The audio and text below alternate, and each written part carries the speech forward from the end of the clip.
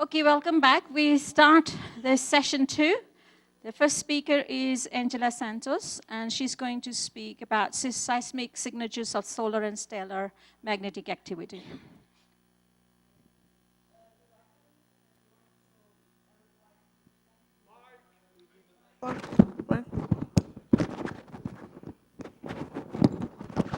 Now, are you listening? Okay. So I would like to thank the organizers for inviting me. It's a great honor to be presenting in this celebration of Michael's life and science legacy. So today I'm going to talk about the seismic signatures of solar and stellar magnetic activity.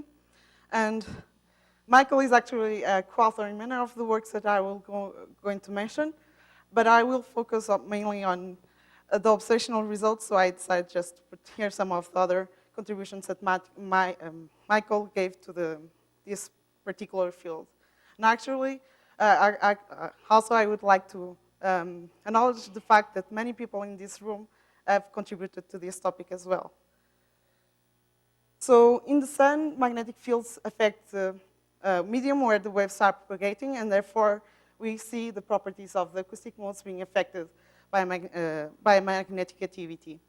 Here I took the power spectrum from Virgo data, as sun as a star observations at minimum and maximum of the solar cycle, and there's a zoom into a given mode, and you can see that the frequency has changed from minimum to maximum, and also the amplitude of modes.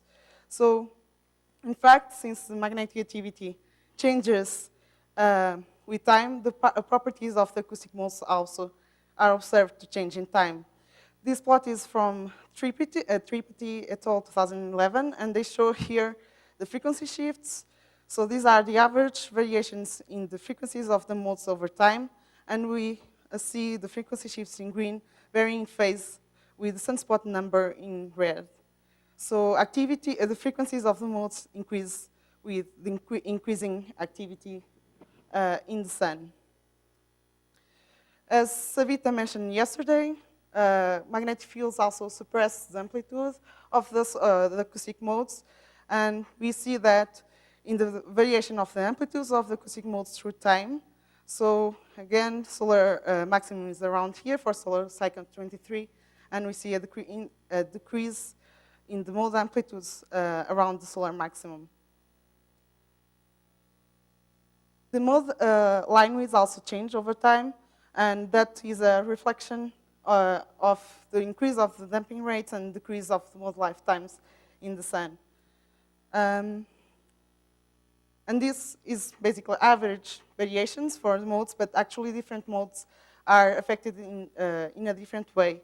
And especially for frequency shifts, we see larger frequency shifts for higher frequency modes than for lower frequency modes. And this frequency dependency actually tell us about the location of the perturbation that is causing the frequency shifts. And Sarbani, Basu, and collaborators have determined that the location of the perturbation that is causing the frequency shifts should be above 99.6% of the radius of the sun. This is for solar cycle 23. In this plot, we also can see another dependency. So frequency shifts also depend on the angular degree of the modes. And for this wide range of degrees, the dependency is caused by the mode inertia of the modes, and in this plot, they have the frequency shifts, but corrected by the mode inertia. But for lower degree modes, the dependency on the degree actually tells us about the latitudinal distribution of magnetic activity in the sun.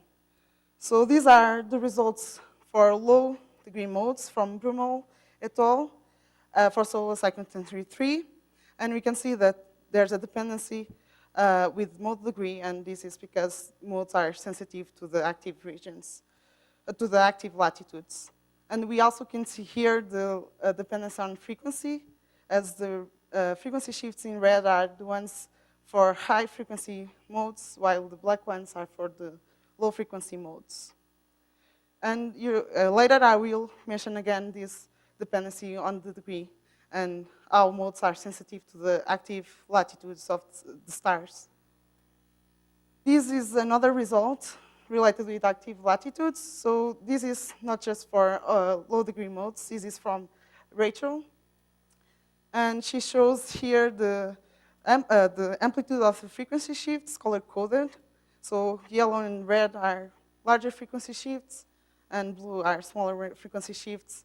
And the contours mark the magnetic flux for the sun. So you can see that frequency shifts are sensitive to the active latitudes of the sun. Frequency shifts have been found to be well correlated with many different activity proxies. This plot is from Kiran Jain, and she shows here frequency shifts and the different activity proxies in each panel. And you can see that they are all well correlated. And in fact, people usually find a better correlation for between the frequency shifts and the flux at 10.7 centimeter flux. And this proxy is sensitive to both weak and strong components of the magnetic field of the sun. And very recently, in this work led by Bill, they have considered the recent years of recent cycles from Bison data and also magnetograms, and they have considered active regions and ephemeral regions, and they determined the contribution of each of these two components to the observed frequency shifts. They have determined that active regions are the main contribution, and using the model that they found and predictions for the sun's magnetic flux, they went back and computed the prediction for the frequency shifts over backwards to until the Mulder minimum. In addition to the long-term 11-year variation on the mode frequencies, frequencies are also seen to vary in a quasi-biennial time scale. So these are the frequency residuals after removing the long-term 11-year cycle.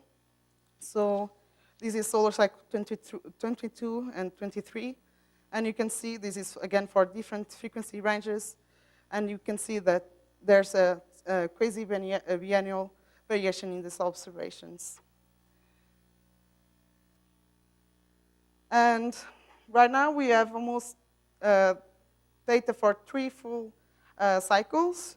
So, and now we can see how properties and the relation between frequency shifts change depending on the cycle and over time. So I took this picture from Rachel.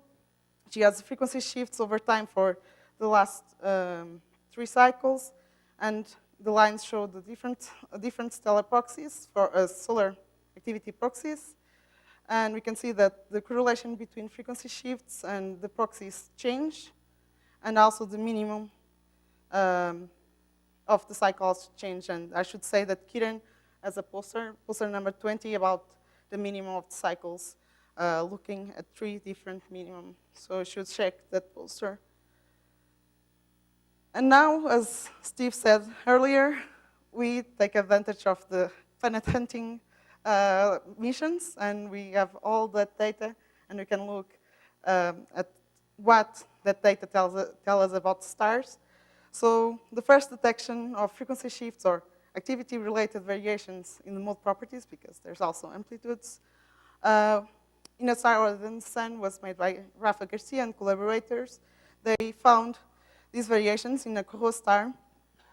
And so this is the mode amplitudes over time and the frequency shifts. And in the bottom panel, they have a star spot proxy that is an earlier version of the SPH that Savita mentioned yesterday. So SPH is a proxy for the photometric activity. And they found the amplitudes varying in antiphase with the frequency shifts. This is what we observe for the sun. And the changes in the star spot proxy also agree with the cycle in the star. 6 years later, using Kepler data, in this paper led by David Salabert, they found the second detection of activity-related frequency shifts in a star other than the sun. So here, the symbols show the frequency shifts for different methods and degrees.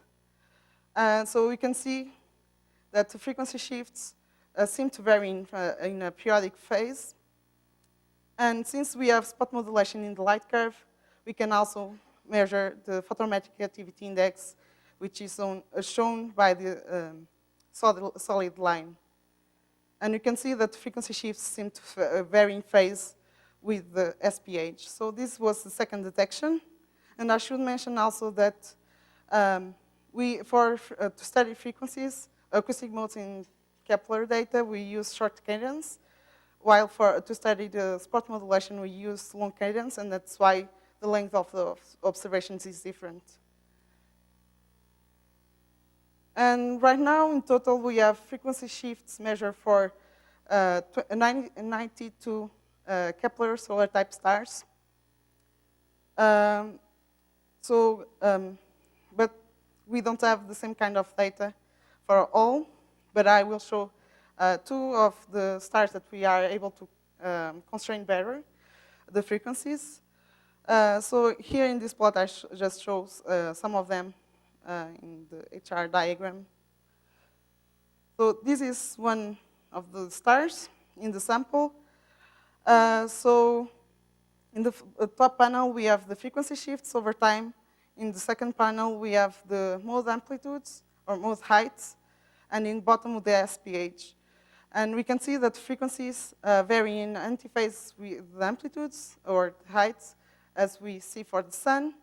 So that is already an indication that this variation is related with activity. And then we have the SPH that seems to indicate that during Kepler observations, we had a part of the decaying phase of a cycle, and then a new cycle. And actually, the frequency shifts vary in phase with the SPH. This is the second star that I'm going to show. So this star was mentioned before today. And for this star, we actually are able to see a cycle, not from Kepler data, but I will show in a minute that we also have ground-based observations, and the ground-based observations confirm the cycle. So in Kepler data, we see a rising phase in the frequency shifts. And if you see in the amplitude of frequency shifts, this is quite large in comparison with the sun. The mode amplitudes also show a variation, and in antiphase with the frequency shifts, which is what we expect if the frequency shifts are activity related. And the SPH also indicates a rising phase in the photometric activity. And here in this work led by Christopher Karoff, we compare the Kepler observations with ground-based observations. So we have about 20 years of ground-based observations.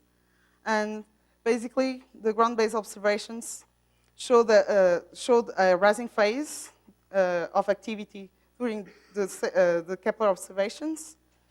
And this rising phase agrees well with other proxies for activity that we measure from Kepler. And since we have 20 days, we were able to constrain the period of the cycle. And this star has a cycle of 8 years.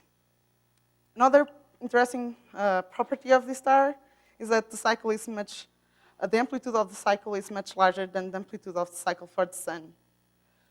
And this is a solar analog. So the main difference between this star and the sun is that the metallicity of this star is larger than the one in the sun. So the interpretation of these results was that the metallicity is affecting the convective zone. That gets deeper with the metallicity and then results in a stronger magnetic cycle. So this interpretation suggests that we should see relation between metallicity and the strength of activity cycles. So these plots come from this paper by Fernando Pérez Hernández, and basically it's just an alert and a concern that we should consider. If the frequencies that we measure for stars are affected by activity, it means that the properties that we estimate from asteroseismology can also be affected and can be biased depending on frequency shifts and also properties of the star. So you should check this paper if you are interested in that. Also in the star, so Bill also already mentioned earlier today these results. So this work was led by Alexandra Thomas from Birmingham, and she took the frequency shifts for different angular degrees. And as I mentioned before, different angular degrees are sensitive to different latitudes. And using those frequency shifts, she was able to constrain the active latitudes for this star. So the posterior distributions are for this star observed by Kepler are shown in orange. So this is the latitude, the minimum latitude of the active band. This is for the maximum latitude of active band. And for comparison, she has the posterior distributions for Bison data. We're using the same method. So she found that the active band for the star seems to be wider than that of the sun, and it seems also to be located at higher latitudes than that of the sun. So this was, I have shown the results for 2 of the stars in the 92 stars that we have frequency shifts for, but we don't have the same quality of data for all of them, and we also don't have ground-based observations for all of them, so we don't have independent constraints on activity. But we can look at how frequency shifts depend on stellar properties and try to determine whether those frequency shifts are consistent with an activity-related origin. So here we have the amplitude of the frequency shifts as a function of the effective temperature. For 75 stars with high signal-to-noise, the star marks the frequency shift for the sun for the solar cycle 23, and the yellow bar marks the range of values that we would get from 4 years of observations instead of a full cycle. And it's basically taking 4 years at different times in time. So basically, the frequency shifts will be smaller if you observe the sun at maximum, because it's basically flat. And the frequency shifts will be maximum in the rising phase of the sun. So basically, this bar is indicating by how much we would underestimate the frequency shifts for other stars. And we observe the frequency shifts increasing with effective temperature. And this seems to be consistent with the theoretical predictions by Metcalfe and collaborators. So in particular, you have to consider that we are looking at stars with different ages, and the predictions also concern different ages. So this dark line concerns stars, young stars, and the younger stars are over here. Other dependency that we can see here is the dependency with age. So younger stars tend to be more active or have larger frequency shifts than older stars, and that is what we expect from activity, because we expect that as stars evolve, they get less active. So this seems to be consistent with these frequency shifts being related with activity. So we also expect a dependency on the rotation period. We expect fast rotators to be more active than slow rotators. And so if the frequency shifts that we measure from Kepler data are related with activity, we should also observe larger frequency shifts for fast rotators. And that is what we found. Fast rotators have larger frequency shifts. So the results from NCAR et al. Suggest that there's a dependency also with metallicity. So we try to check for that. So here's the frequency shifts as a function of effective temperature. And it seems that there are 2 different relations. And if you look at the younger stars, they seem to follow or to support the results in Karov, that with metallicity we have larger frequency shifts. Finally, For these results, we have ground-based observations for 30 of the 75 stars.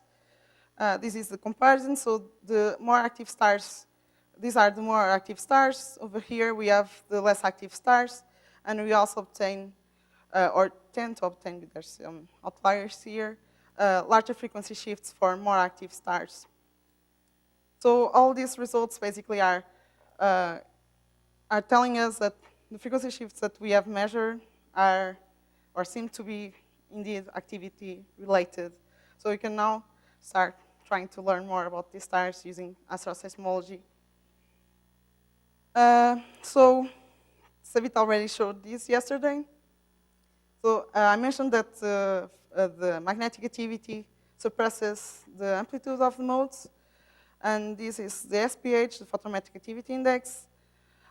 So we can see, and these lines show the levels for the sun at minimum and maximum, and you can see that above the level of activity at solar maximum, we only have a few detections of acoustic oscillations. It means that we will be always, or for now, limited to less active stars for asteroseismology.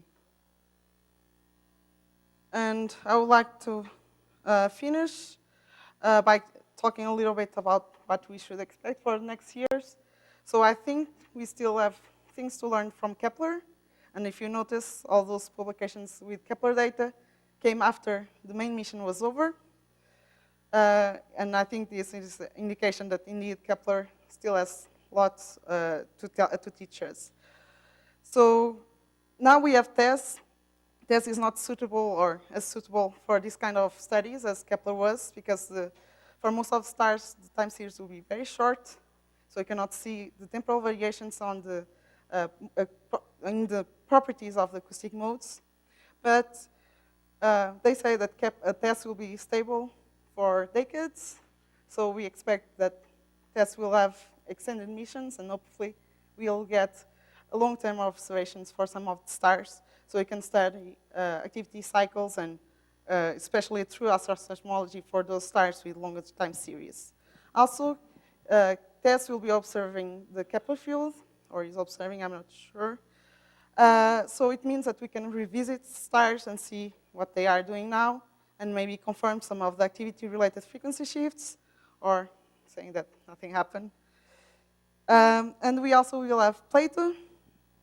And the good things about Plato and TESS is also that the targets are brighter. It means that we can do follow-ups, ground-based follow-ups, and basically get independent constraints on activity for these stars. So that's all. Thank you so much.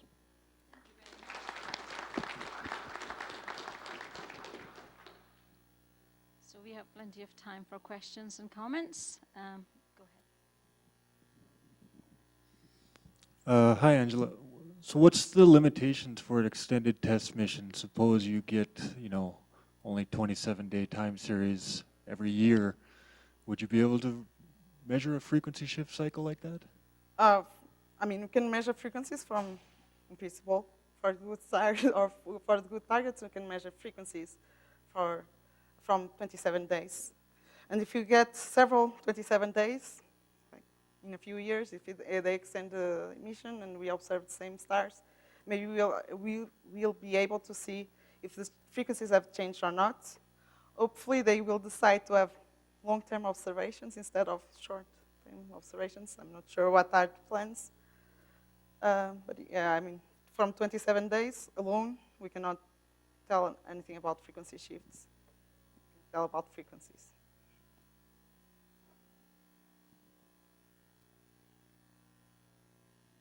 Hi. I was surprised to see the large impact on the frequency shifts on determining the age. I know you said that's not necessarily work you're involved in, but if you go back to that plot previously. I don't have as a function of age, I just... There's a previous, no, there's a previous plot where you showed the impact of the frequency shifts. Yeah, this one. Okay. So can you talk a bit more about this? I would have guessed that any frequency shifts would cancel out the ticking frequency ratios or the separations that we actually use to get the ages. So Because this Rafi range here is about 1.5 gigayears, so that seems quite Rafi low. is the second author, but he's raising the hand. But the thing is that frequency shifts also depend on frequency, so the large frequency also changes. So the comment here is that what we have done, or when you have this effect, the maximum is when you have a frequency shift which is depending on L. So you have a different frequency shift of the L equals 0 and 1.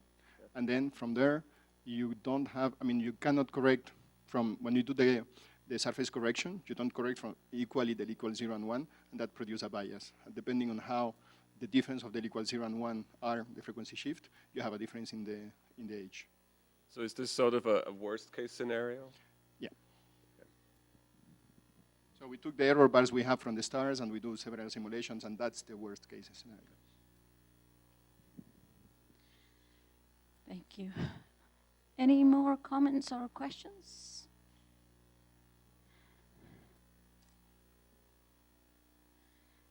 Okay, if not, we go on to the next session. Jim Fuller, who will talk about magnetic fields in stellar cores.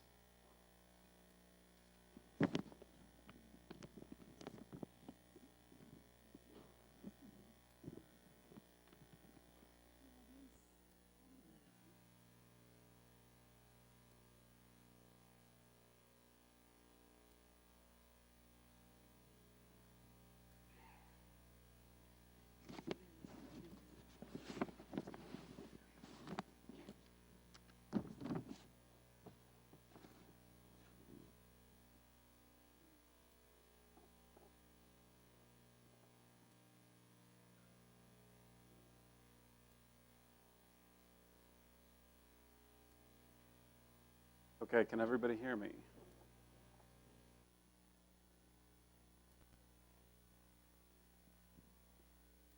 Okay, you can hear me, you just can't see what I'm talking about. There we go. Okay, good afternoon. It's quite an honor to be here. I didn't know Mike personally, but we have a lot in common. I'm actually from Boulder, and of course Mike lived here for a number of years, and I got my start in astronomy research right here at HAO. I think it was just before Mike started here. So, yeah, we have a lot of overlap. We also have a lot of scientific overlap. Of course, one of the fields he pioneered was magnetic fields and rotation in stellar interiors. And I've focused a lot of my research on exactly those two topics. So I'm sort of following in his footsteps, and I'd like to think he'd be interested in some of the things I'm going to talk about today. So the first topic I will address is something I like to call Magneto Asteroseismology. And this is an attempt to measure or constrain magnetic fields inside of stars using astroseismic data. Now, this is really an important topic, as we've learned in this conference. We know almost nothing about magnetic fields inside of stars. And there have been some enormous efforts to constrain these things in the sun. But of course, very difficult in the sun because P modes are not sensitive to magnetic fields. In red giants, we'll see that our task is much easier because we see mixed modes, and it turns out these gravity modes are much more sensitive to magnetic fields. So we've been able to actually make significant progress here. And this is work done largely in collaboration with Matteo Cantiello. Also a lot of results here from Daniel Lequanet. So there's a lot of contributions from them. Now, of course, you all know about astroseismic data, so I don't have to go through this too much. Just want to emphasize that, of course, in other stars, we are not seeing 10 million modes. We're seeing, maybe 20, and these are L equals 0, 1, and 2 modes predominantly. So we don't have as much information, but those actually, even those can tell us a lot. Now, of course, in most stars, we see L equal 1 modes, but it turns out there's a class of red giant stars, which we call the depressed stars, which don't show the L equal 1 modes. So this is a normal red giant star. This is the power spectrum. L equal 1 modes are these red ones. They're very prominent. But in some of these depressed stars, you still see the radial and quadrupole modes. You just don't see the dipole modes. So that's very peculiar. This was noted by Benoit Moser originally. We did some follow-up work. And and found that actually this is a very common phenomenon. You see it in about 20% of red giants. So it's really quite prevalent. And you see that the red giants very clearly fall into two groups. There's stars with normal dipole mode amplitudes, that's all of these, and there are stars with depressed dipole mode amplitudes, and they fall in a very tight track.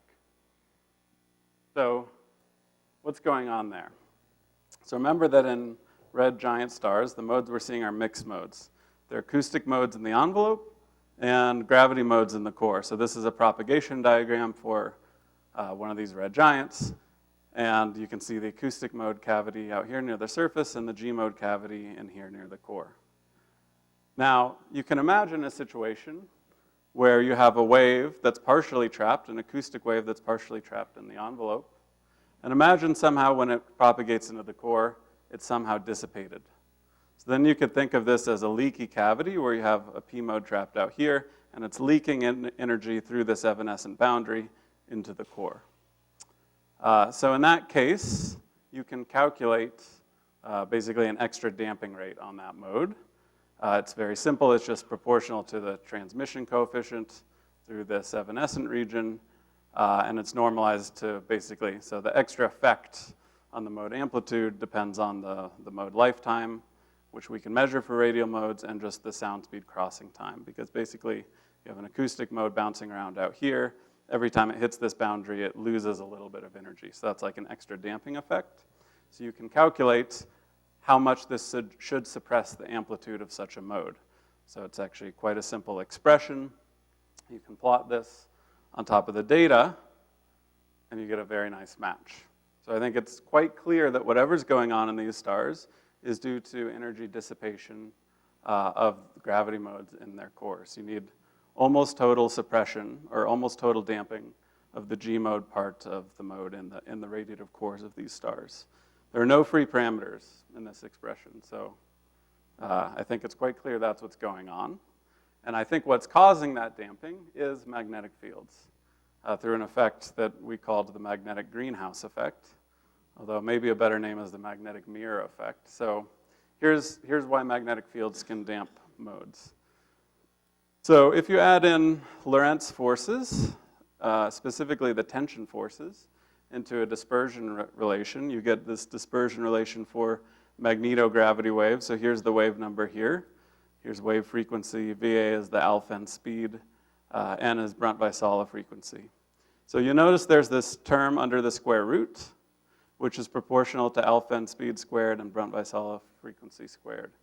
Now, of course, if this term is very large, then this whole term under the square root becomes negative. And so that means the solution for the wave number is complex. In other words, the wave becomes evanescent. It can no longer propagate in that part of a star. So as you ramp up the magnetic field, this term becomes larger, and you can calculate the critical magnetic field where the wave number becomes evanescent, where the wave number is complex, and so the wave is evanescent, and it's given by this simple expression here. This is, by the way, I should note, this is the radial component of the magnetic field. So physically what's happening is if you have a magnetic field in the radial direction, the gravity mode's trying to bend it back and forth. And if the magnetic field is strong enough, the tension forces prevent the gravity mode from doing that. So it's clear that gravity modes can't propagate in strongly magnetized regions. What we wanted to know is what actually happens to a gravity mode if it propagates into an increasing magnetic field. Eventually it won't be able to propagate anymore, so what actually happens? So this is some really nice work by Daniel Lequanet where he set up kind of a nice simple situation where he could analytically calculate what the solution for the wave function should be. That's what's shown here. And then he did a simulation of the wave.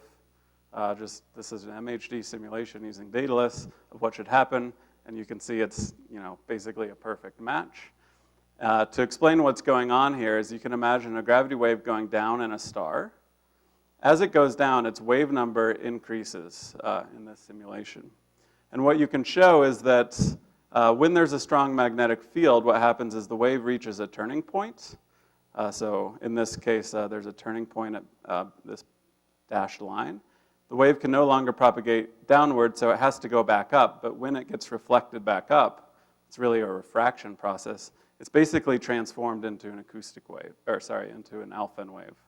And you can see when that happens, its wave number actually diverges, goes to infinity. So that will cause the wave to damp. So if you have a very strong magnetic field and a radiative core, the waves will undergo this process, the gravity waves, and they will almost certainly damp in the core of that star. So that's what we think is going on in these stars. You can calculate the magnetic field strength you need for that process to occur. That's what's shown by this black dashed line. This is this critical magnetic field strength as a function of radius in a red giant star. You can see it has a sharp minimum here. That's right at the hydrogen burning shell, where you have a sharp peak in the Brunt-Väisälä frequency.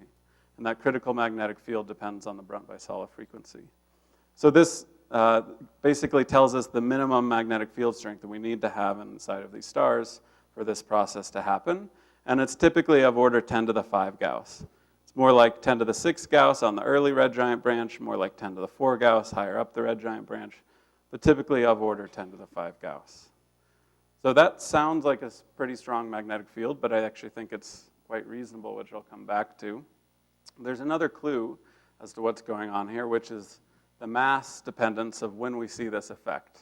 So this is what Dennis did in some very nice observational work, was he measured which stars show normal dipole modes, which stars show suppressed dipole modes.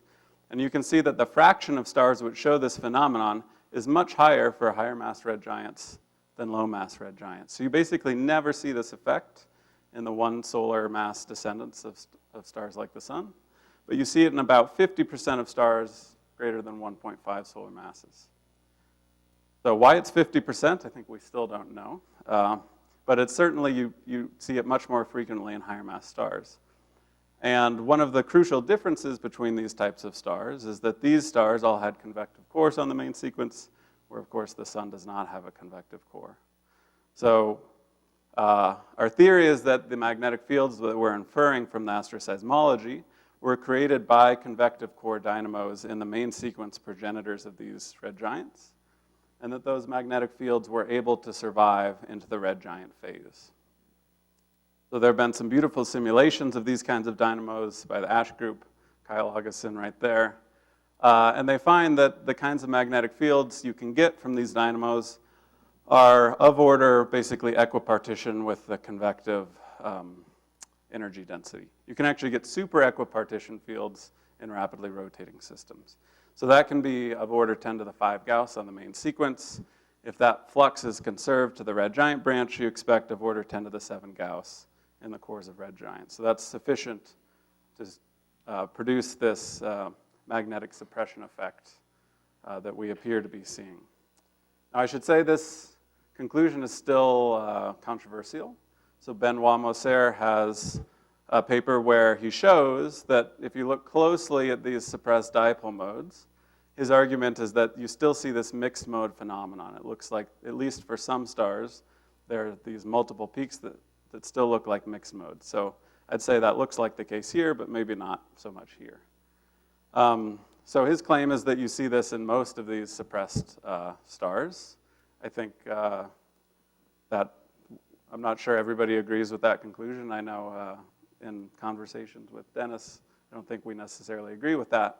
But the point is, I think there is a clear prediction that if it's this magnetic suppression hypothesis that I'm discussing, you should not see any signature of mixed modes because the G mode is basically totally damped. Now, if there's some other damping process, then you could still see mixed modes. So I think it's very important to look more closely at some of these stars with suppressed modes and see if we can see any mixed modes or not. So another possibility for how to damp the G modes and create the suppressed dipole mode stars was raised by Cleo Loy and John Papalouizou. So they looked at a qualitatively different effect where when you have a gravity wave propagating through a magnetized region of a star, it can lose some energy to excitation of basically toroidal alpha waves. That can sap some energy from the G mode, and if you sap enough energy, you can suppress the modes as we observe. So basically the conclusion is you need a pretty strong magnetic field to do this, but I think, and it turns out I think in many cases, the kind of magnetic field you need for that damping to operate that magnetic field might just suppress the modes entirely based on the mechanism I'm discussing.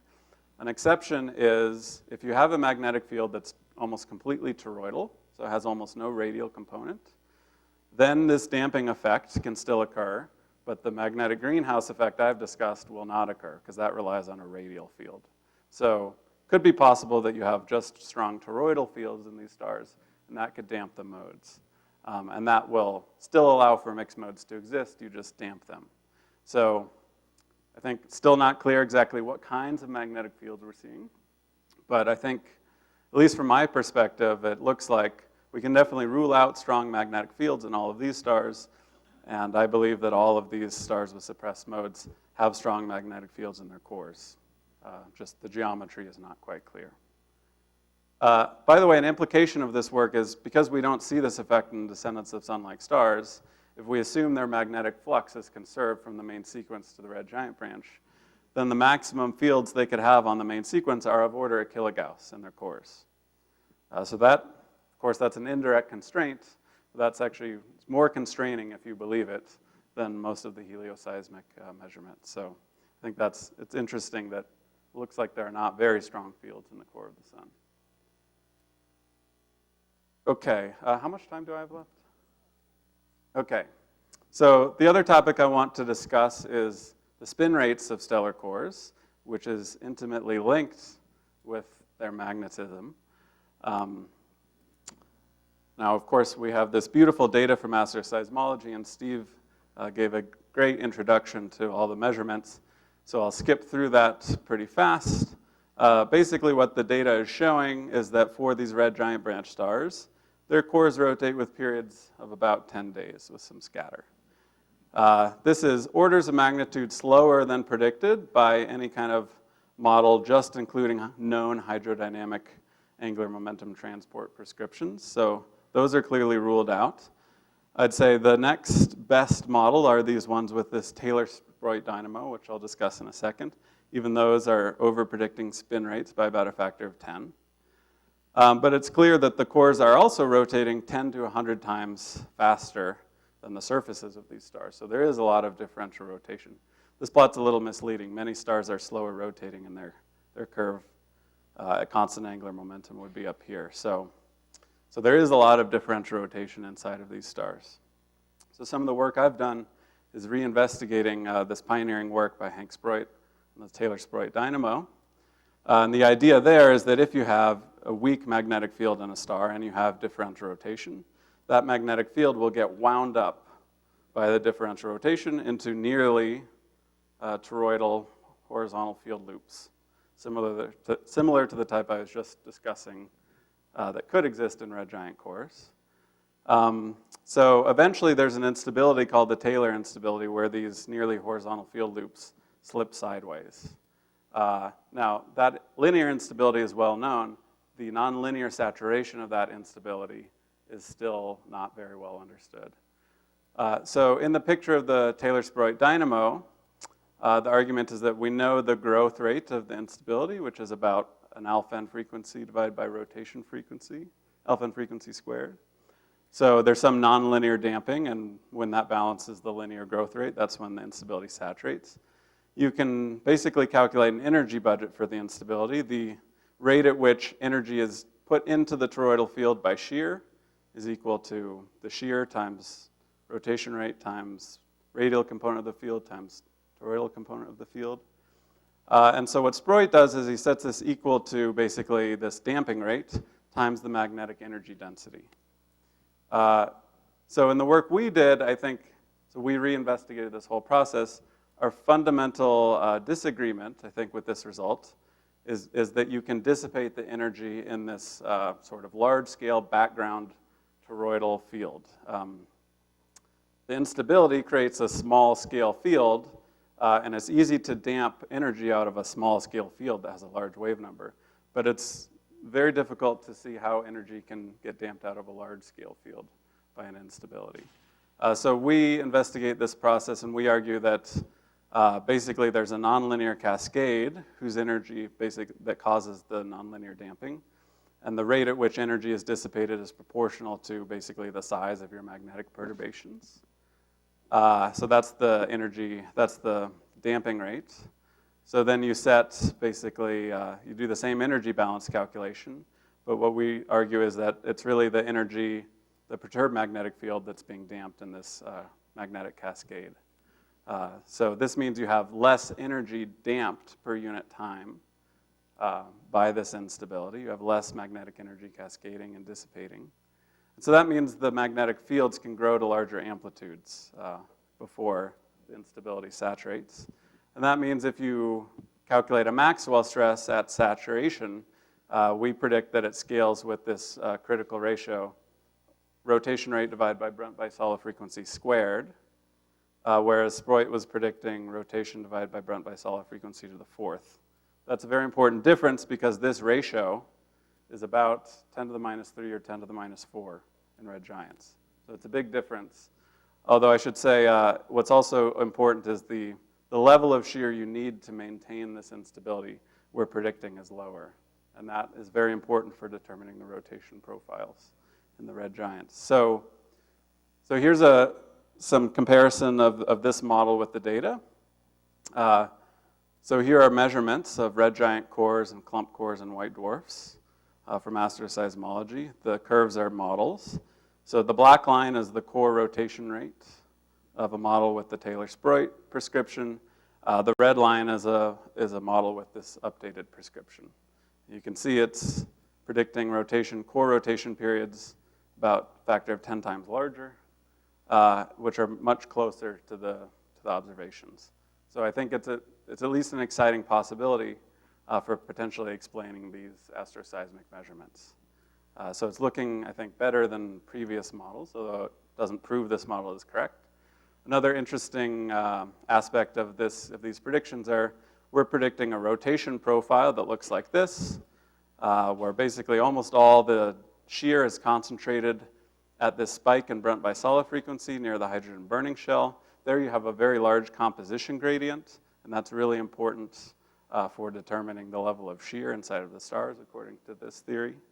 And that does appear to be consistent with some attempts to constrain the rotation profile from asteroseismology.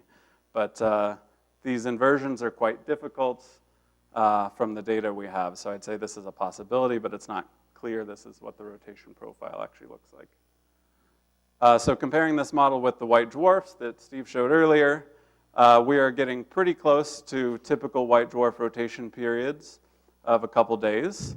There does appear to be some issues, like these models are definitely under-predicting the amount of scatter we see in real systems. So that's, I think, an issue for this theory. And there does seem to be a mismatch for these high white dwarf masses. So that's not clear what the cause of that is, if there's problems with the theory or some other unmodeled effects, but something to look into. Before I finish, I want to mention another possibility for explaining this data is not that there is differential rotation in the radiative zone of the star, but there's differential rotation in the convective zone. And this is something people in the stellar community actually haven't considered, I think, as much as they should. There's a nice paper on it by Kissin and Thompson. Now, in order to explain the data, we know in these red giants that the cores are rotating 10 to 100 times faster than their surfaces. So you need a huge amount of differential rotation in the convective envelope, much more than what's seen in the sun. But I think it is possible. These stars have much thicker convective envelopes. And what they showed is if you have a power law rotation profile with a power law index of about in the range 1 to 2, you can get pretty close to explaining some of the astroseismic measurements. So I do think this is another model to be considered. This basically, the idea here is you have some sort of magnetic fields in the radiative core that essentially just enforces rigid rotation, and then all the differential rotations in the convective envelope. So either way, you need magnetic fields and magnetic torques to help explain this data. So the prediction of both of these models is that in stars like the sun, the radiative core should be nearly rigidly rotating.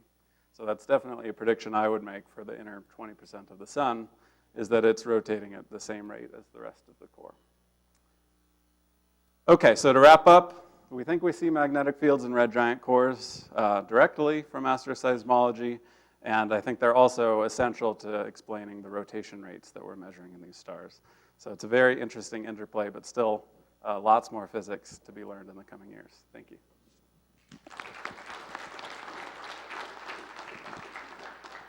Thank you, Jim. Do we have questions? Yeah, go ahead,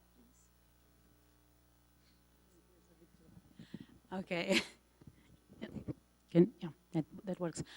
Thanks for a very nice talk. I wanted to ask you about the L=2 modes in the first part of your talk, because Okay. of course, I mean, they are much less mixed, but they ought to fill also the gravity propagation region, right? And so the question is, did you look into whether they should be at least, well, they are clearly not suppressed, right? And so can you explain that they are not suppressed? And the second question is, not being suppressed, shouldn't their frequencies be affected? And then by comparing their frequency, possibly in a frequency-dependent way, and then by comparing their frequencies with the L=0 mode frequencies, which would not be affected, couldn't you prove somehow, give additional evidence for that this is what is happening? Yeah, good question. So the L=2 modes actually are suppressed. They are, but by a much smaller amount. This is what Dennis showed in a follow-up paper. So here are L=2 modes, is the colored circles are L=2 modes in stars with suppressed dipole modes, and the black circles are normal stars. And you can see that they are systematically lower amplitude, so they are slightly suppressed at a level consistent with this theory. That's what the lines are.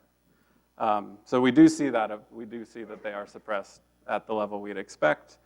Now, this still doesn't it doesn't distinguish which damping mechanism is actually operating, because pretty much anything that will damp the L=1 modes will also damp the L=2 modes because they have higher wave numbers in the core.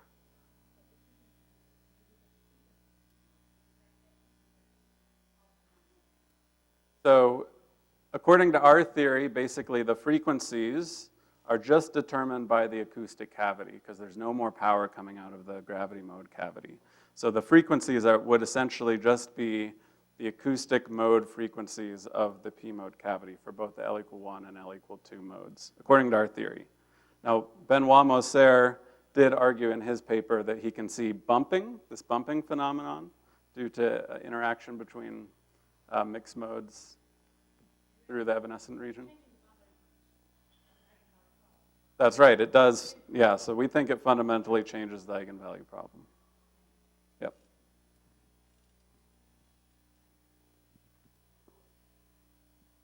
Since this is the home of solar physics a little bit, your last slide, you made a pronouncement that the sun should be rotating uniformly in its interior. That's the prediction.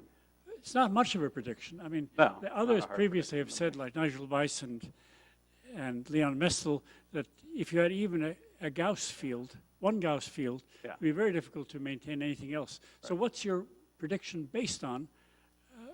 So I'm just saying that whether or not, so if you have a one Gauss field, you might expect rigid rotation. That's fine.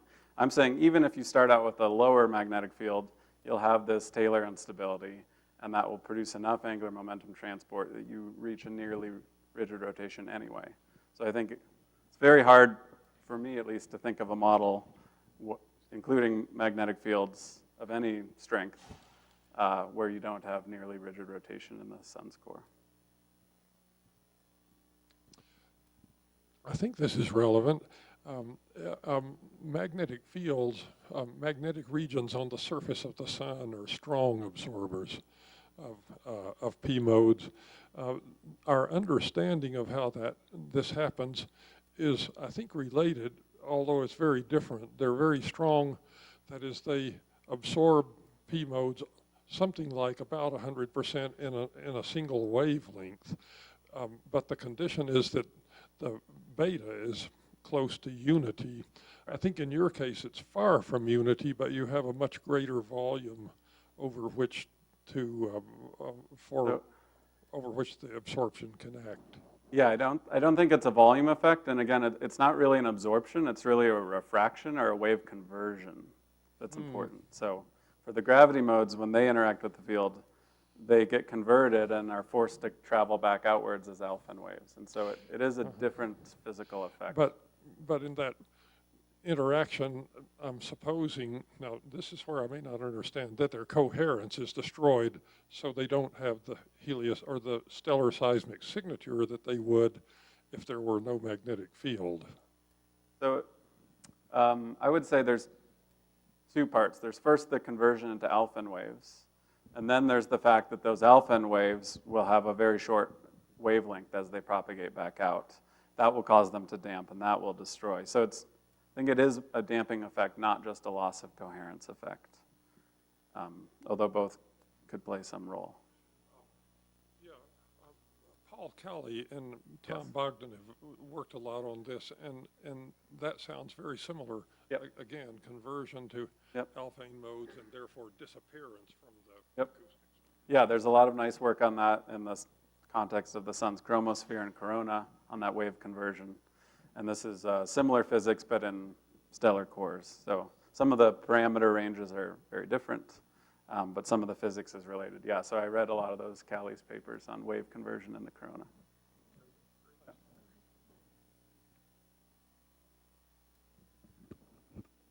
It is very beautiful. It's almost too good to be true, the way that you fit the observations. So that's my first question. There are parameters, and have they been adjusted to fit the observations? So again, this fit, there are no free parameters. No, sorry, I'm talking about the transport of angular momentum. Yes. Yeah, so in the model that we developed, there is one parameter. Thanks for asking this, I didn't address it. There's basically one parameter which we expect to be of order unity, right? Which is basically how strong these magnetic fields are. We can sort of calculate them to order of magnitude, sure. But the exact coefficient in front we don't know, so we leave that as a parameter which we expect to be of order unity.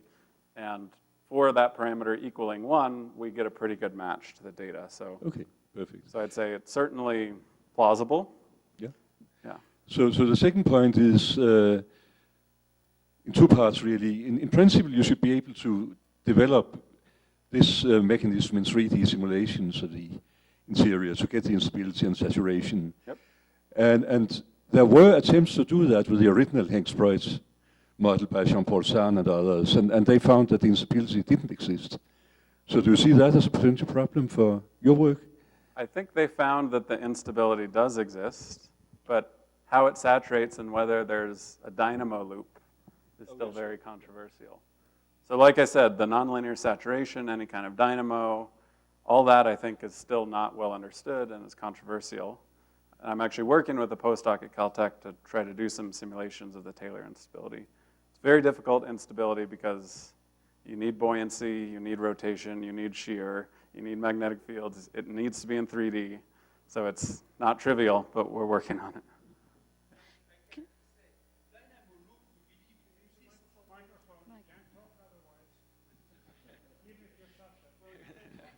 No, I mean, we talked with Jim yesterday.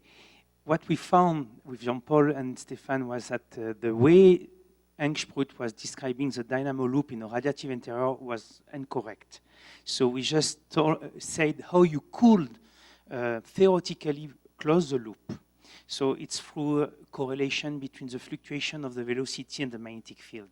What is unclear is that is this alpha effect, turbulent alpha effect, is enough to maintain the dynamo on a long run. What we have been doing when we have done numerical simulation, we found transient phases.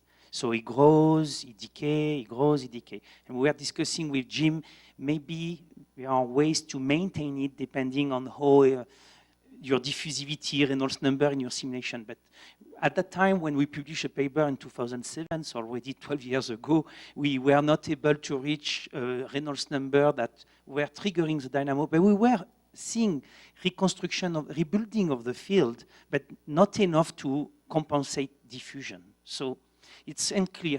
And the problem we see that it's based on a shear, and the fact that you create toroidal field tends to destroy the shear that creates the source of the toroidal field. So this interplay between the toroidal field and the shear tends to saturate the alpha effect generation, if you want, to some extent. And so we see it to be difficult, but not, let's say, theoretically impossible. we just go back to the G-mode suppression? Charles Lindsay was saying when you have acoustic waves, and when they interact with magnetic field, you have slow and fast waves. And so depending on what is propagating across the field or along the field, you will have wave number dependence. You don't know the magnetic field strength in the core. You don't know the geometry, so don't know the direction. This is the most plausible theoretical idea you can have, that gravity modes interact with magnetic field and get converted to alpha waves. Is it purely speculative? Is there any way, any perturbation in magnetic field or any other observational signature you can suggest that will prove or disprove? Yeah, we've thought about this. I don't think we expect many other observational signatures. For instance, we don't expect to see a strong magnetic field at the surface of the star. I think the main prediction that can be tested is that, according to this mechanism, you should see no mixed modes in these stars. You should see no hint of gravity modes. You should basically only see a single Laurentian peak due to the P modes. Whereas if you have some other process that's damping modes instead of converting them, then you can still see mixed modes just at lower amplitudes. And so that's the nature of the claim by Moser, that he thinks he sees mixed modes, and that would, if that's true, that would disprove our model. What if the magnetic field geometry is complicated with poloidal and toroidal components? So it's true that geometry could be quite complicated. The only thing that really matters, actually, is basically, so this mu squared times alpha n speed squared, that's basically the radial component of the magnetic field. It's an angle between the magnetic field and the gravity wave number, or the mode wave number. But basically, it's because the radial wave number of these waves is so much larger. Basically, this is the radial magnetic field that comes into play. So regardless of what the geometry is, it's the radial component of the field that's really important for this process. Okay, thank you very much.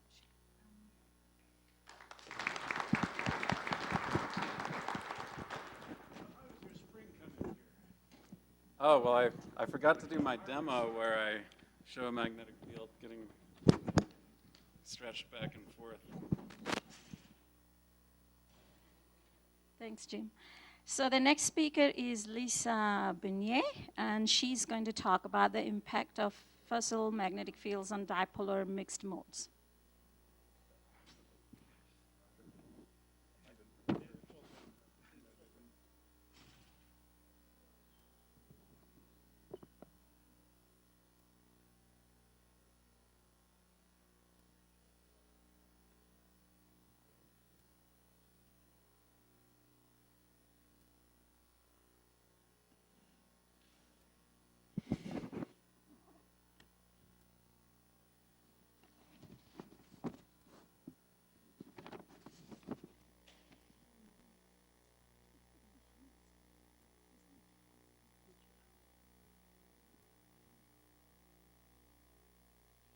You hear me? Okay, so hello everyone. Thank you for this opportunity. I'm very glad to be able to speak. Maybe is it better? Yes? Okay, I'm going to speak loudly. So I am Lisa Beignet. I'm starting my last year of PhD working with a brand new subject, which is studying the impact of a fossil magnetic field on a mixed mode frequency inside red giants. So this work is made in collaboration with lots of people from France, and was also supposed to be in collaboration with Michael. So it's dedicated to him. Okay, so we have lots of reason to believe that there are magnetic fields inside stars. I'm not going to explain everything, as Jim made a very good introduction for me. But I would like to insist on two phenomena that we can't understand right now. The first one is the loss of angular momentum inside the core of subgiants and red giants that we can't explain with our current models. You can see here on this figure that if we try to model at the same time the rotation rate inside the core of a giant and the rotation rate at its surface, we are unable to do it.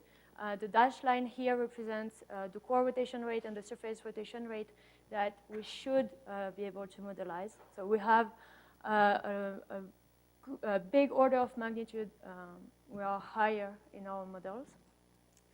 So one of the phenomena that could be the reason why the core of the stars are rotating much slower than what we model can be the presence of a buried magnetic field inside those stars. It could also be the presence of internal gravity waves that help the angular momentum to move from the core to the envelope of the stars. But I will focus on the hypothesis of the buried magnetic field. And the other problem is the suppressed mode inside red giants, so I'll not go further with this because you heard enough, I think. So inside red giant, which is what I'm focusing on, you have mixed modes. It means that you have acoustic modes that propagate all along the stars and G modes that are locked inside the core of red giants. And what we know is that for intermediate mass stars, meaning mass that are above 1.3 solar masses, solar type stars develop a convective core during the main sequence.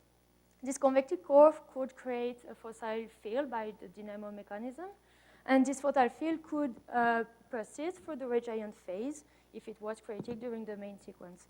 So this is one way we could create magnetic field inside red giants from the main sequence phase. And the other way to create them would be the differential rotation as Jim explained to you. So we know that an internal magnetic field could modify the rotation dynamics of the stars. It could also be the explanation for the mixed modes low amplitudes. And so my question is, how do magnetic fields modify the frequency spectrum of mixed modes, and can we detect them inside red giants? So this is not the first time that people are looking at frequency shifts inside stars. You have here a study made by Goody and Thompson in '92, where they were studying the impact of both rotation and magnetic field on the L equal 5 pure acoustic modes inside the sun with a pretty high magnetic field.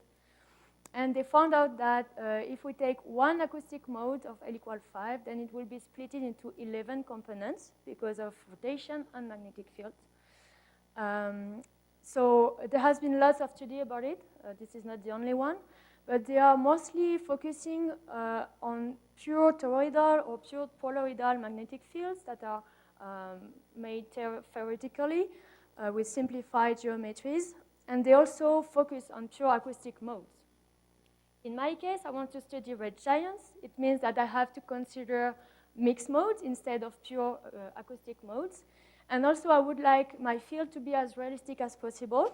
So I will take the case where the magnetic field is created during the main sequence and has been and persisted through the red giant phase.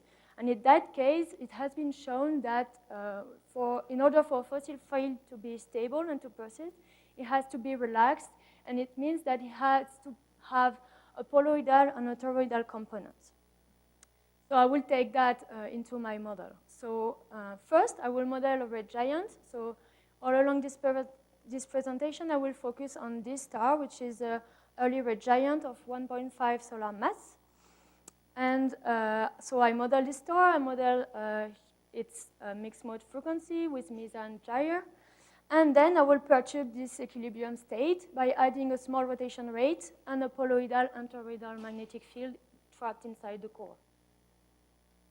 So this is the magnetic field that I obtained by using the formula from Duet, Breitfeld, Mattis 2010 that represent a stable fossil field. And I confine it inside the radiative area inside my red giant. So this is the fossil field that I use. And then I use the equation of state, and I perturb it with adding a Coriolis component and the magnetic field component at first order. So I consider that the rotation effect and the magnetic effect are both perturbation of the equilibrium state. So this is the perturbation on the frequency that we obtain. So the eigenfunctions here for the mixed mode frequency are obtained with gyre. And then we have to calculate these terms. So I would like to precise that it's not an easy task. Here is all the terms that are contained inside the yellow part only. And then, as we didn't want it to have to calculate all these terms numerically because it's pretty long, we decided to find out which terms were dominant in this equation. So here are the 3 dominant terms for the 3 different components in this equation.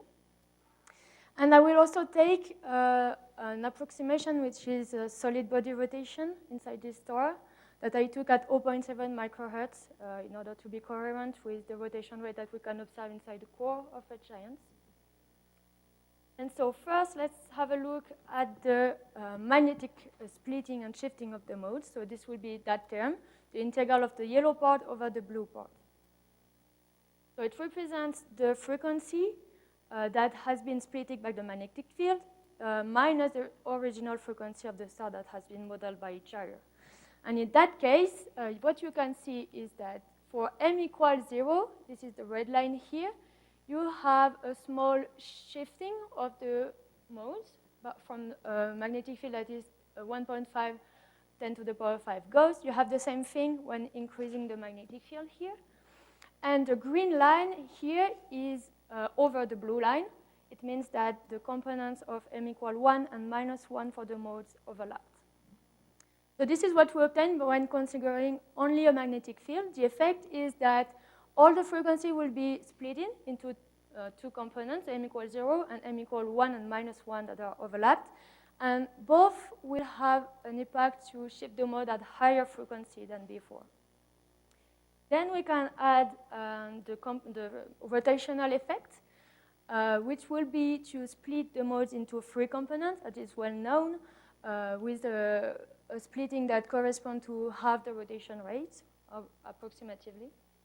And if we add that to the magnetic splitting, this is what we obtain. So I forgot to mention that the red area here is the area where we expect to see mixed modes in our star. The new max for this star is about 420 microhertz. So here is the case without magnetic field, and we increase the magnetic field that way. And what we can see is if we take a high enough magnetic field, then we should be able to see the magnetic effect on the modes. To have a better idea of what is happening, I represented here the amplitude of the magnetic field that I put in my model as a function of the frequency of the modes, and the color bar represents the magnetic splitting only. I removed all the rotation effects. And I add on this diagram the Kepler resolution in frequency, that is about 8 nanohertz for the Kepler data if we take 4 years of data.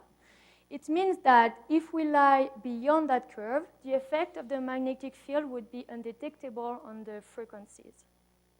Then if we are above that line, we can also lie beyond the line that represents the mean radial mode width for red giants, which is about 0.1, 0.12 microhertz, which can be considered as an upper limit for mixed mode widths. It means that if we lie in this area here, we should expect a small shift that maybe can be visible in the spectrum, but it's not very obvious. And if we are above that time, we should really see something. And then we can compare that with what Jim did. So here in my study, we should expect to see something starting from 1 to 4 megagauss. And in the case of Jim, if I take the same star at 420 microhertz for new max, then it should be, and it's a 1.5 solar mass also, the critical field for mass suppression is about 5 megagauss. It means that we have comparable amplitude for fields, but we are a little bit smaller. It means that we should expect to see a little bit of splitting before the modes are completely suppressed, which is pretty good news. And so I will conclude by saying that everything I presented to you was for m equal 1.5 solar mass. So we still have to do that for lots of mass ranges and evolutionary stage also, because it was an early red giant. So we don't know yet what will happen with red giants, more evolved, and subgiant stars. the effect of the magnetic field is mostly to shift toward higher frequencies, the original frequency of the modes. And we want to do the same study by inclining the magnetic field inside the core of the stars. In that case, we expect not only 3 components of the splitting, but 9. It's called the hyperfine structures of the modes. And in that case, it could be also a new explanation of the low amplitude mixed modes inside red giants. And we also would like to study the case of the critical unstable field that will be generated by differential rotation, as Jim said. So just to conclude, so Michael was supposed to help me with this work. Last time I talked to him, he said I was asking him, how long do you think it would take me to do all of this? He was like, well, if you're good, it will not take you more than a month. So I guess I'm not that good. Thank you. Thanks very much, Lisa. Go ahead. Yeah. Okay, thanks. Very nice talk. I'm happy to see that someone is looking at the frequency perturbations. I do have a couple of questions, though. I mean, in the picture that Jim just showed, there's energy dissipation through the boundaries, through this conversion, right? So so the first question is, did you take that into account? Because that would make your eigenfrequency complex, and it would also affect the real part of the frequency, which is what you'll be looking at when you look at the spectrum. The second question is, again, under that picture, it seems, I wonder if a first-order perturbation is adequate, because I mean, this similar, like someone already mentioned, similar kind of studies have been made for the Sun and for AP stars. Completely different picture, because that was between P modes and magnetic field. But this fact that there was this conversion of energy and so on, one of the things that brings is that the problem cannot be treated as a small perturbation. So I was wondering if you thought about that, and if you can comment. Okay. Thanks. So to answer this first question, in my case, we do not consider that the modes are changed to other modes. I mean, they stay as mixed mode and are not converted into magnetic effects. So there is no such things, no energy loss or anything. And also for the perturbative analysis, it's a very interesting question. And I've been looking a little bit at that. So if we look at the critical field that would set the boundary between the perturbative analysis and the non-perturbative one, we can compare the magnetic field that corresponds to the Alven frequency with the magnetic field that we use. And in that case, it's represented by the red line over here. So the perturbative analysis should be a good approach only if we are if we have a magnetic field that is very small compared to that line. So here, for instance, I draw as a white line here, it's this critical field divided by 50. It's just a proxy here, and in that case, we lie just at the upper limit that I told you about. So we expect to see a little bit of splitting before the perturb analysis run out. Yeah. Any more comments or questions? Okay, if not, we thank once again the speaker. The next speaker is Bernard Nassima, and he's going to talk about astroseismic stellar modeling, in-depth exploration of the treatment of the initial helium abundance.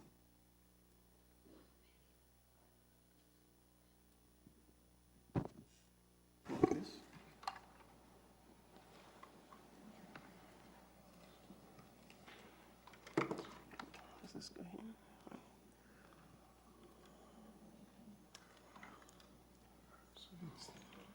It's this one.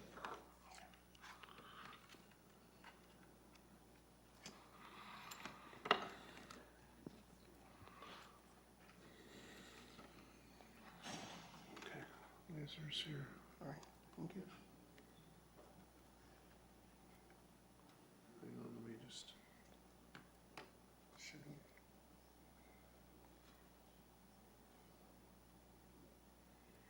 Okay.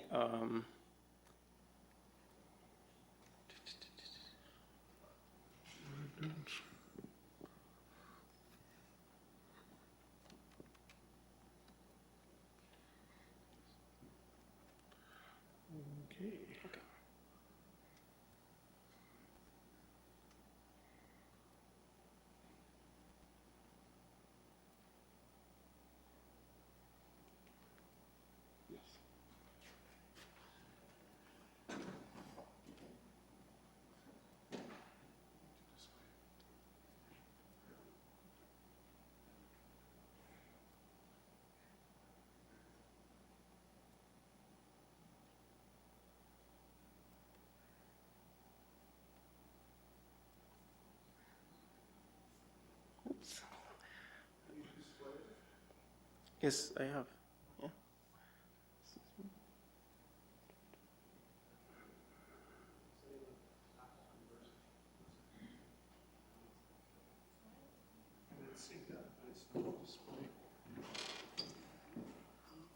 I have no idea. Is anyone an Apple person? Thank you, thank you. Put it in a full screen mode. So you should you need to pull the slides. There are two screens. You put slides to the left or to the right.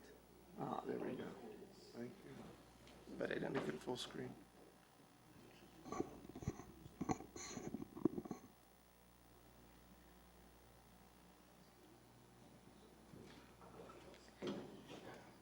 Okay. My name is Bernard, and I'm almost done with my PhD, so I'm waiting for my thesis defense date to be set. The work I'm going to present here is actually was done together with a master's student, Nuno, and with Tiago and Margarita. And in this work, we explore the impact of the way we treat the initial helium abundancy in our forward modeling routines. Mainly, we assess the biases that are induced on the stellar parameters, the mass, radius, and ages. And also, we compare the results with the Plato requirements as part of the preparatory works. So basically, for every stellar modeler, one of the choices that you face is to decide what kind of mass fractions, what values are you going to use for the different mass fractions for the helium, hydrogen, and as well as the metal mass fractions that you're going to use when you're generating your model grids. For the metal mass fractions, you usually have at least an idea because you know the stars you're going to fit, and you pretty much from spectroscopy you can tell what kind of values you should opt for Z. But for Y, this value is not detectable from spectroscopy for solar-type stars, simply because helium lines are not detectable in the spectra of these stars. And that leaves us with a problem. So usually what we do is you would like to have a Y value and then the Z value, and then the X is set basically following that relation. The workaround around this that we usually tend to opt for is to set free Y values, so you simply set random values of Y. The problem with this is that if you set values of Y that go below the primordial helium, let me use this, okay, that go below the primordial Big Bang nucleosynthesis value for helium, which is around 0.24, and then you fit your stars. What you'll see here, this is from Metcalfe 2014, the optimal solutions for your initial helium, for your stars, you'll find that some of the stars tend to have solutions that are below the primordial helium values. And again, you'll see also the same results that were obtained by Silva Aguirre when they actually did fitting for a set of around 33 exoplanet host stars. They still found solutions that are below the primordial helium value. The challenge here is to understand why do we get such values. We do not expect to have solutions that are below the primordial helium, the primordial Big Bang nucleosynthesis values for helium. And the basic solution here is we would basically look for more or less a parameter that we could include in our fitting procedure that gives an indication of at least the helium, so that when we are fitting when we're fitting in our forward modeling fitting procedure, if we fit our stars, we at least have an indication of how much helium we should have for a particular star. But we don't have this. So a group, I think, by Yale, again in the same paper of Silva Aguirre, decided to simply say, okay, we're going to select different values of helium, but simply make sure that we do not go below the primordial helium value. This does not solve the problem, but at least it gives you solutions that you would say that you're comfortable with, all right? So another option that we usually have when that we can take to determine helium is to use the helium to element ratio,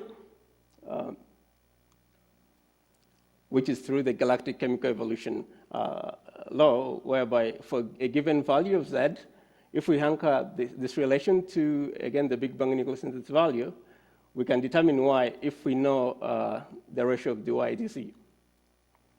But again, the problem comes in what values should we take for this? Okay, and according to literature, I'll point out only two works here. The works from Casagrande et al. 2007 that were based on observations of K-DRAFs, low mass main sequence stars, between 1.0 to 0.7, all right, so quite low, and they find a value of around 2.1 plus or minus 0.9, that this pretty much works very well there.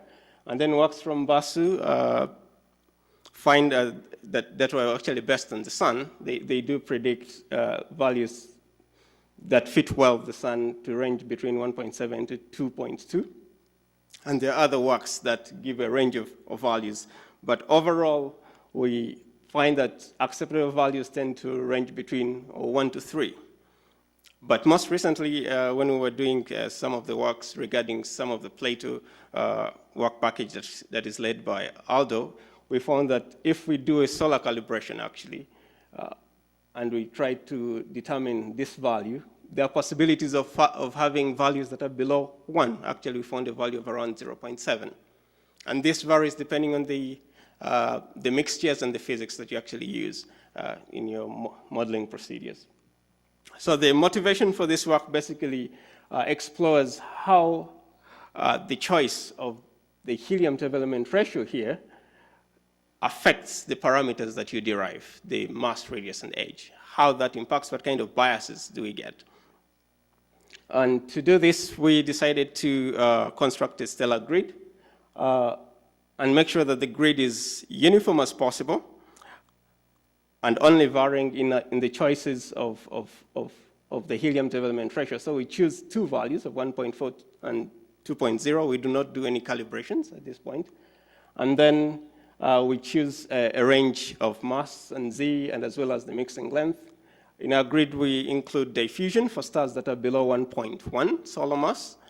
And for stars that are above 1.1, we do not include diffusion because of the issues of oversettling of heavy elements for these stars. And then we include a core overshoot for stars that develop convective cores. So basically, the grids only vary mainly in these particular ingredients. One has 1.2, the other one has 2.0. 1.4, sorry.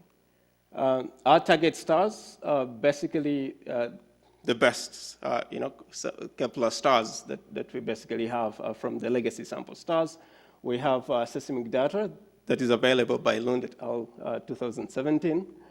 And the total of these stars are around 66, including the sun. And then we have spectroscopy, we have metallicity and effective temperatures for these stars, still again in Silva et al. Paper and references therein. So we have a set of observables. And to fit these stars, we use AIMS. AIMS is a new stellar evolution optimization code, which is based on Bayesian technique and also MCMC to find a representative set of models that best fit a given set of observables. And now observables, we have effective temperatures and metallicity, and also luminosities that we obtain based on Gaia parallaxes, bolometric correction, plus an extinction, so we can derive the luminosities of these stars. And we fit individual oscillation frequencies because we have these that are really quite precise from Lund et al. And we use surface correction. That's the combined term surface correction suggested by Ball and Gizon. The choice here is, again, based on the different works that actually suggest that this surface correction works quite much better compared to the power law suggested by Carlson and also the Lorentzian function by Sonoy. And we have works actually that show that the systematics that are induced on the stellar parameters, mass, radius, and age, when you use the Ball and Gizon combined surface term, are quite low compared to any other surface correction recipe. So we use this in this case. So overall, we find posterior distribution functions for the different stellar parameters, mass, radius, and age, and then we take the mean and the standard deviation as the stellar parameter and the associated uncertainties. Yeah, okay. So to look at the results, if we compare the results, the mass results that we get from the two grids, and we compare the relative differences, so we use grid A and grid B and grid A. So we take grid A as our reference grid in this case. And that's what we see on the vertical axis, the relative difference against the mass from grid A. And what we see, basically, the red dotted line is the zero line, and then the bias line is the solid black line. Overall, we'll find that the masses from grid B are underestimated. So the masses from a grid that takes a higher helium development ratio are underestimated, simply because we are fitting a particular luminosity in our fitting process. So if we increase the helium development ratio in our relation, we'll have a higher value of Y, which will imply an increase in the mean molecular weight. So with a fixed luminosity, it means that if we are to attain that particular luminosity, we'll have to reduce the mass. So we end up with lower masses if we are to attain a particular fixed luminosity that we're trying to attain. And that's why the grid B masses are quite lower compared to the masses from grid A. And if we look in terms of the statistical uncertainties from our grid A, which is what we show here in the histogram form. So these are errors that we propagate from the sets of observables that we have, and then overplot that with the scatter, which is this blue line. We find that actually the scatter that we have, or the systematic in this case, in terms of the precision, is much higher than the value for than the statistical uncertainty for most of our stars. And this is pretty much in agreement with works from Val et al. 2014, who did similar work by varying dy dz plus or minus 1 on artificial stars, about 10,000 artificial stars, and they find a value of around 2.3% systematic uncertainty. So to compare this with the Plato mass requirement of about 10 to 15% for a solar-like star, here I show the region pretty much for 10%. We already see that by simply varying only one particular input in our grid, and that is the helium development ratio, we're already reaching the limits of 10% in terms of accuracy that we need for Plato. And this may be a cause for worry, because if we start to vary with other physics inputs, we may exceed this particular accuracy requirement for Plato. In terms of the radius, we see quite a similar trend, that the radius from grid B are lower, and simply because we're having lower mass, therefore lower radius. compared to the radius values from grid A, and the same reason still applies here. If we compare the statistical uncertainty still from observables in radius, and we compare this with our work and also the works of Val et al. In 2014, we still find systematics slightly larger than the statistical uncertainties, although they are pretty small. So this is around 1.1 solar mass, and we have around 0.5% from the statistical uncertainties. But there is much more worry in this case when we compare with the accuracy requirements for the radius for Plato, which is around 2 to 4%.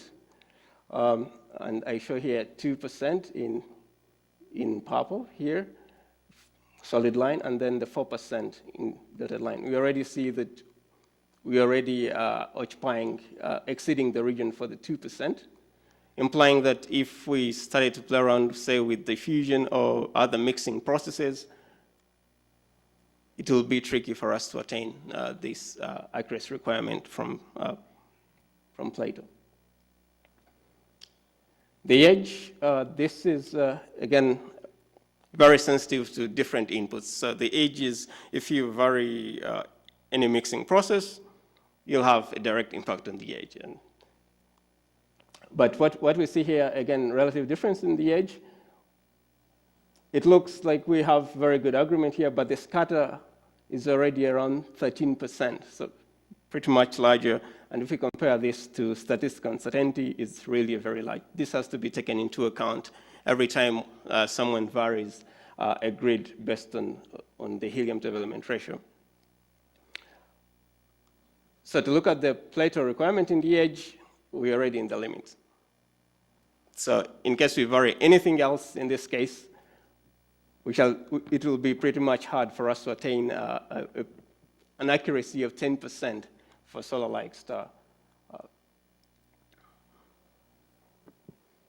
Okay, and in density,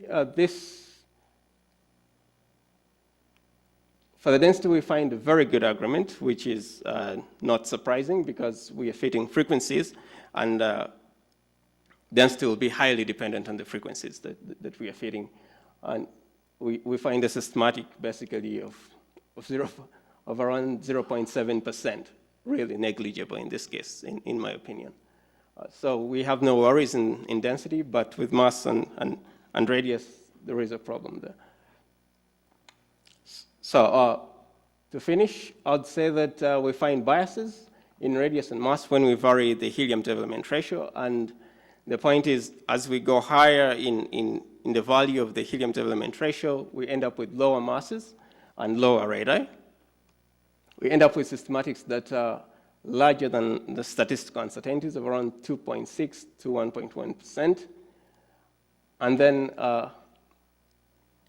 the worries that we have regarding varying the different physics, there are different work packages for Plato, for instance, the one led by Aldo, where we're varying the mixtures and then assessing how badly we do, how badly we get away from the truth, and so that we can quantify the systematic uncertainty on the derived parameter. So this is currently ongoing in the different work packages.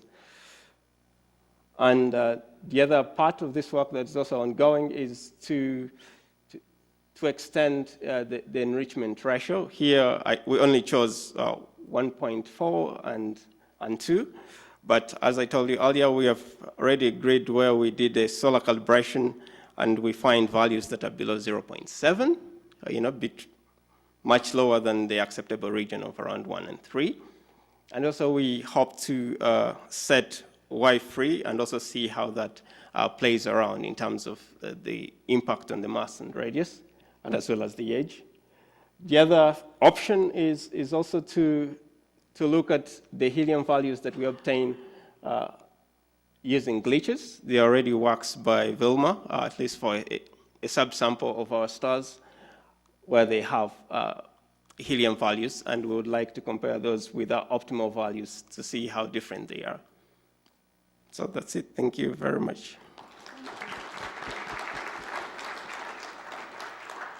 Thank you, Bernard.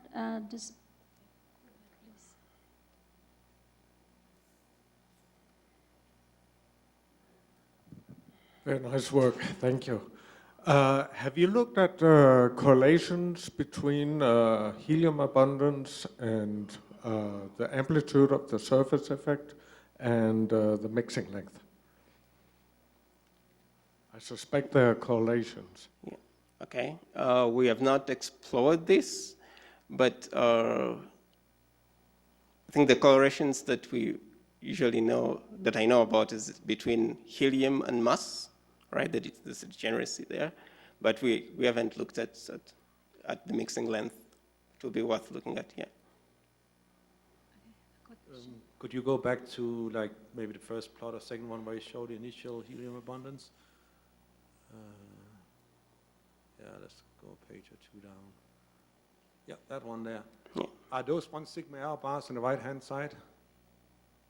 Or are they more than 1 sigma?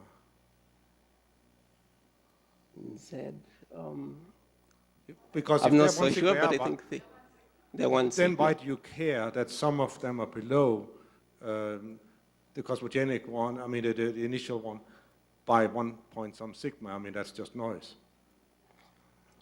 Yeah, but we still have some, for instance, this one is... Yes, which is below. 1.5 sigma below. It's not Even statistically this is significant. below. This one's 1.2 sigma below. It's not significant.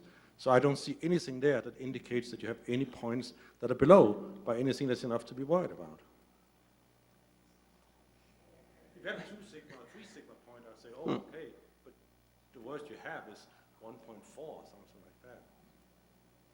Yeah, but the point still would remain, why would we have solutions way below here? You don't have solutions below by any significance. They're insignificant. It's just random noise that pushes your numbers a little bit below. There's no discrepancy with the 0.248. It's something It depends, yeah. something to investigate further. And okay, shall we thank all the speakers of session 1 and session 2 today for very interesting talks. Can I make a very quick announcement? There's going to be a concert today from 6:30, followed by a reception at 7. The concert is going to be here in this hall, and it is a string quartet in memory of Mike. So could I please request everyone to be here by 6:30 so that we don't delay or disturb the concert? Thank you very much.